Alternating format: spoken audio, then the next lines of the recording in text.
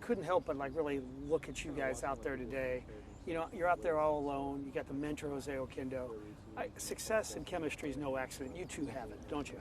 For sure, and you know, it's just something that we try to build on, and it's not something that we try to force or, you know, anything like that. We're just out here, you know, competing as a team, and you know, working with us two with just Oquendo really, I think, provides us a learning experience that we can't always get when you get lost in like the big mass of spring training. So this time is super valuable for us to just, you know, isolate the small things and really focus on what we're doing.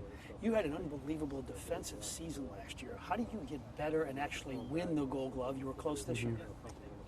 Just continue to lock in every pitch. I mean, for me, it's going to be making those plays with runners in scoring position. I think those are the really things that stick out in the minds of you know, the people around the league, and they kind of leave that impression. So I'm going to do my best to, you know, make those extra plays, especially when our pitcher needs it.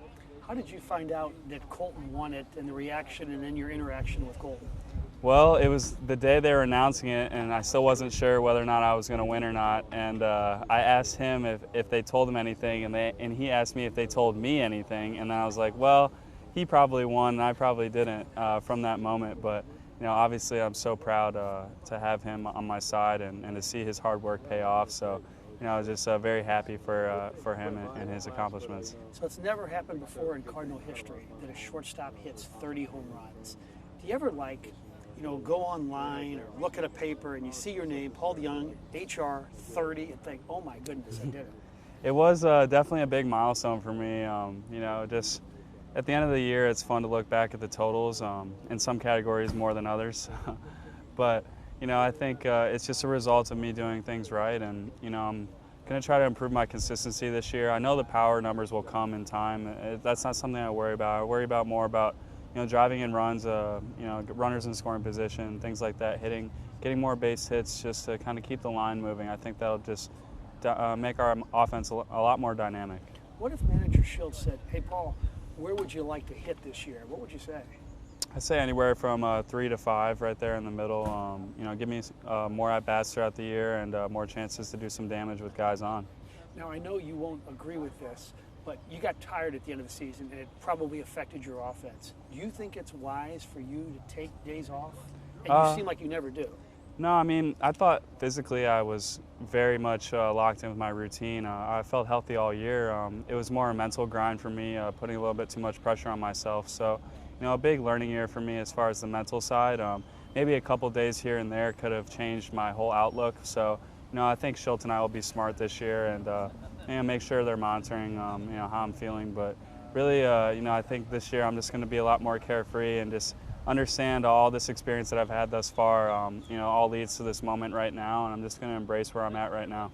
And along those lines, we know about your academic background.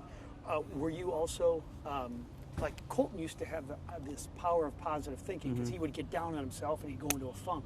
Is that what you're thinking about this year a little bit? Yeah, I'm definitely developing my, you know, my inner skills as far as you know, stillness and mindfulness, and those are the types of things that are hopefully are going to translate out onto the baseball field. And for me, it's just faith in the bigger picture, and that's something I always thought was one of my strengths, and I lost it for.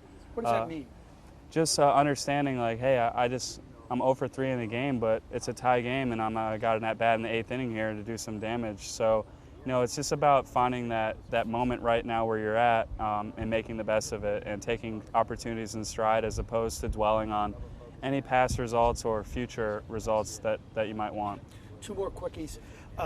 Team was 21st in OPS. They didn't make an offensive move. How do you feel about this offense if you're trying to win a world championship with not any moves?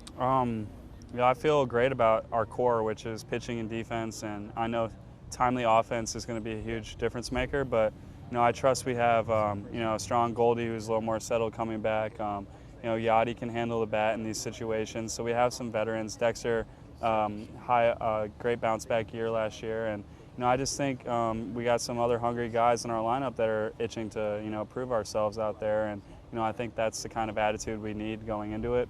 You know, trying to prove what we can do as opposed to trying to fill some imaginary hole that we might be, you know, comparing to last year. I think this year's a new team and we have a new dynamic, and you know, I think everyone has their opportunity to you know, contribute.